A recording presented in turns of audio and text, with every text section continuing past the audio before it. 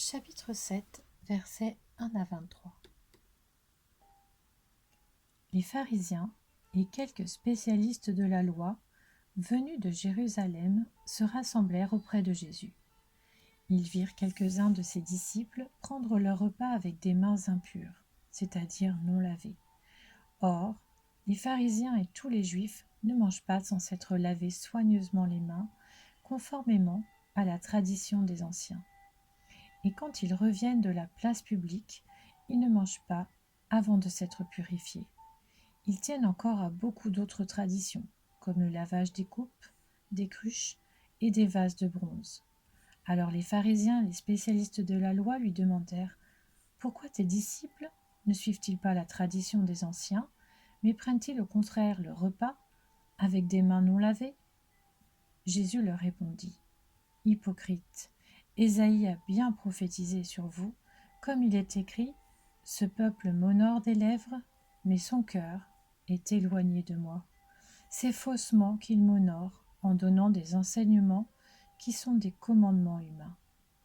Vous abandonnez le commandement de Dieu et vous gardez la tradition des hommes. » Il leur dit encore « Vous rejetez très bien le commandement de Dieu pour garder votre tradition.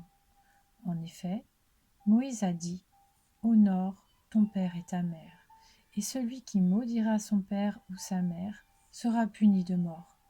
Mais d'après vous, si un homme dit à son père ou à sa mère « Ce dont j'aurais pu t'assister est corban, c'est-à-dire une offrande à Dieu, alors il peut ne plus rien faire pour son père ou pour sa mère. Vous annulez ainsi la parole de Dieu par la tradition que vous avez établie, et vous faites beaucoup d'autres choses semblables. » Ensuite, Jésus appela toute la foule et lui dit « Écoutez-moi tous, et comprenez. Il n'y a rien d'extérieur à l'homme qui puisse le rendre impur en pénétrant en lui, mais c'est ce qui sort de l'homme qui le rend impur. » Lorsqu'il fut entré dans la maison, loin de la foule, ses disciples l'interrogèrent sur cette parabole. Il leur dit « Vous aussi, vous êtes donc sans intelligence ? Ne comprenez-vous pas que rien de ce qui de l'extérieur entre dans l'homme ne peut le rendre impur ? En effet, cela n'entre pas dans son cœur, mais dans son ventre, puis est évacué dans les toilettes. » Il déclarait ainsi que tous les aliments sont purs.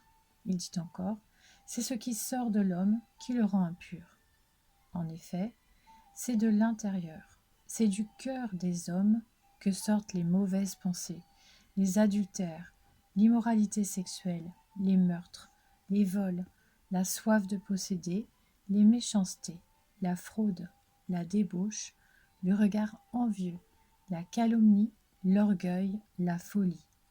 Toutes ces choses mauvaises sortent du dedans et rendent l'homme impur.